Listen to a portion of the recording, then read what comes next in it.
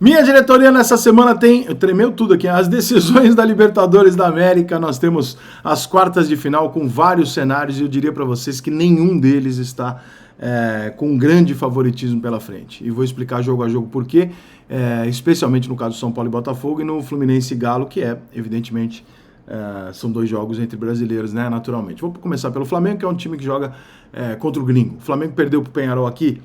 Perdeu. É muito difícil ganhar do Peñarol lá. O Peñarol, o último jogo que ele perdeu lá foi em abril, ele jogou com um jogador a menos, teve uma expulsão.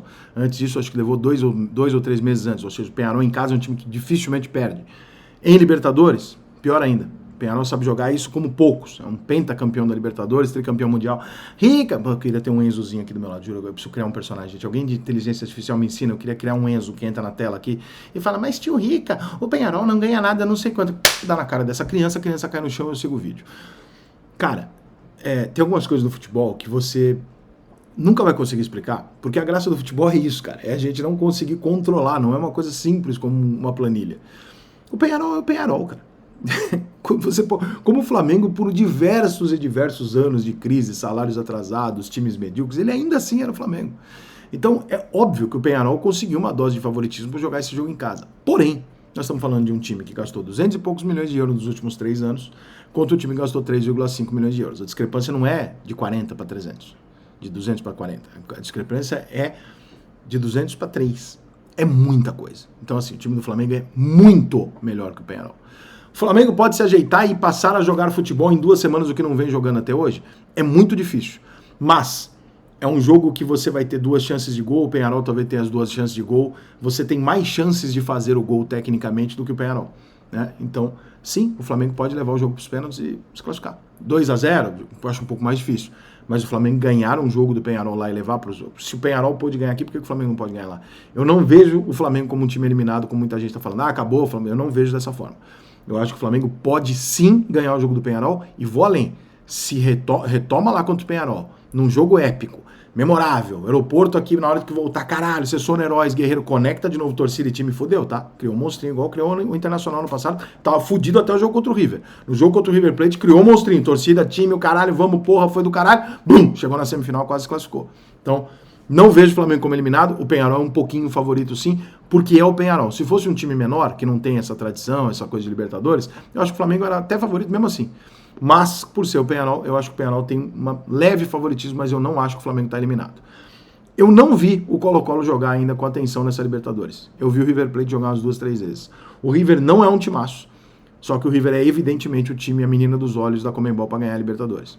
Óbvio, né? Final em Buenos Aires, a ligação da Conmebol, da FIFA e com a Federação Argentina hoje, ela só não é mais clara para quem não é do futebol, porque para quem sabe que, por exemplo, vários presidentes de clubes argentinos estavam 3, 4 semanas atrás em Miami com os dirigentes da FIFA e da Conmebol. Então, assim, né, 5 pênaltis na Copa dados que não foram para a Argentina, ganhou os últimos 3 campeonatos Copa América, Copa do Mundo, com vários lances questionáveis, etc. Enfim, né? A gente sabe como é que é. Já tivemos 2, 3 escândalos aqui de corrupção pegos entre AFA e Conmebol ao longo dos anos aqui recentes do futebol, além da Argentina ter toda a tradição dela de fazer o que for necessário para levar vantagem, né? Se o carioca é malandro, o argentino, pelo amor de Deus.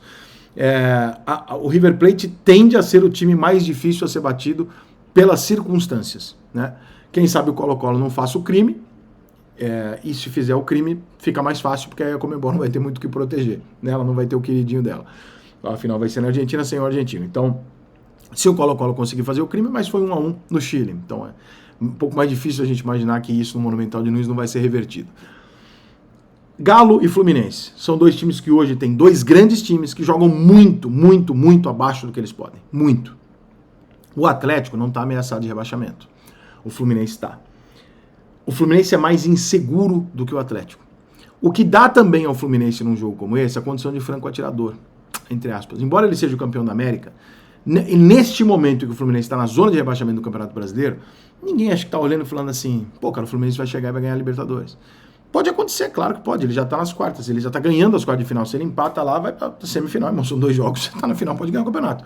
Agora, não é essa a expectativa. Por outro lado, o Atlético está olhando e falando, cara, olha só, eu preciso ganhar alguma coisa com esse time que eu montei. Então a pressão em cima do Atlético vai ser maior do que em cima do Fluminense. Galo joga em casa, tem que fazer um gol, tem que virar e tal. Eu acho o Atlético hoje um time um pouco melhor que o do Fluminense, que perdeu algumas peças por envelhecimento, né? E outras porque não estão realmente, por exemplo, o Cano não tá jogando bola e tal. Ainda tem ali um Paulinho Huck, um Bernard que ainda não entrou, né? O Saraiva foi muita falta, tem o Scarpa que tá mal escalado pra cacete pelo Milito, mas tá lá, né? Eu acho que o Atlético é um pouco favorito. Como é que o Atlético vai lidar com isso? Se o Fluminense faz 1-0, fudeu. Se o Thiago Silva jogar, é outro jogo. Se o Thiago Silva não jogar, é outro jogo. Então, é um jogo muito, muito, muito aberto, que se eu tivesse que apostar, eu apostaria que o jogo vai para os pênaltis. Ou seja, o Atlético ganha o jogo por um gol de diferença, e esse jogo vai ser decidido nos pênaltis, e ali, se Deus quiser, né, vai para o lado que quiser. E o jogo mais emblemático da Libertadores é São Paulo e Botafogo, por N motivos. E o principal motivo deles é o seguinte: é muito claro que o Botafogo é melhor que o São Paulo. Muito claro. Eu vou além. O São Paulo é um dos favoritos a ganhar a Libertadores? É. O único que está na Libertadores hoje, que não é favorito, é o Colo-Colo. Todos os outros ali, se ganhar, não tem nada que você fala, esse time não tá, todo mundo tá na conta. Só o Colo-Colo que tá ali, e a gente olha e fala, pô, ninguém falou desses caras, ninguém esperava que eles pudessem chegar. O resto, todo mundo sabia. Né? O Fluminense é o atual campeão, todo mundo sabia. Flamengo e Peñarol, porra, é Flamengo e Peñarol. Flamengo melhor elenco que o Peñarol. River Plate, obviamente. São Paulo, Botafogo, o melhor time do Brasil, o melhor futebol do Brasil e tal. Então não tem nada de anormal ali. O que tem de anormal é o Colo-Colo, que também não é normal, um time grande pra caralho, mas não tava na listinha. O São Paulo e Botafogo, cara, é um dos jogos mais difíceis de se avaliar pelo seguinte. Rica, você muito prático aqui, tá? Quero virar meme. Você acha que o Botafogo pode ganhar do São Paulo no Morumbi no tempo normal? Acho. Acho que se o Botafogo repetir o jogo normal dele, ele ganha o jogo do São Paulo no tempo normal. Se o São Paulo jogar o normal dele e o Botafogo jogar o normal dele, o Botafogo ganha o jogo. O São Paulo é hoje, seguramente, o pior futebol dos 8 classificados, os 8 times que estão na Libertadores nesse momento. Ninguém joga tão mal quanto o São Paulo. São Paulo hoje, talvez, eu não tenho visto o Colo-Colo jogar, mas todos os outros que eu vi, o São Paulo é o que joga pior. Isso tira do São Paulo uma condição de favoritismo por ser o São Paulo no Morumbi lotado, com toda a camisa de tradição, com o Lucas Caleri, com vários bons jogadores e tal, não tira. Porque o São Paulo precisa de uma grande noite para se classificar. E uma grande noite, ou uma noite ruim do Botafogo. Ou um pênalti, ou uma bola de fora da área. O futebol é decidido dessa maneira. O Botafogo poderia ter saído do primeiro tempo, no último jogo, com 3-4-0 em cima do São Paulo. E não saiu. O São Paulo pode sair do jogo de volta, perdendo 10 gols e perdendo o jogo, ou não tendo nenhuma chance de gol e fazendo um gol de fora da área e ganhando o jogo. A gente já cansou de ver isso. Então, é possível sim o São Paulo jogar. O favoritismo nesse jogo é meio a meio, porque o Botafogo não fez em casa e agora vai encarar fora. Mas o São Paulo é o time que joga o pior futebol. Entre todos os que estão na Libertadores hoje, o São Paulo é o time que joga o pior futebol. Vocês viram contra o Atlético Mineiro e contra o Botafogo. Foram 3 jogos decisivos em que o São Paulo não conseguiu jogar bola em nenhum dos 3 jogos. Nem com a bola, nem sem a bola, nem no ataque, nem em casa, nem fora. Então, obviamente, isso gera no torcedor são paulino, o que não for doente, né, uma preocupação de, caraca, nós vamos ter que tirar um coelhinho da cartola aqui, porque realmente o que a gente está jogando não é suficiente. Acho que dá São Paulo? No tempo normal, acho que não. Pênaltis, uma situação adversa, uma expulsão, pode acontecer qualquer coisa, uma bola de longe, faz um gol no começo, sei lá, pode acontecer qualquer coisa.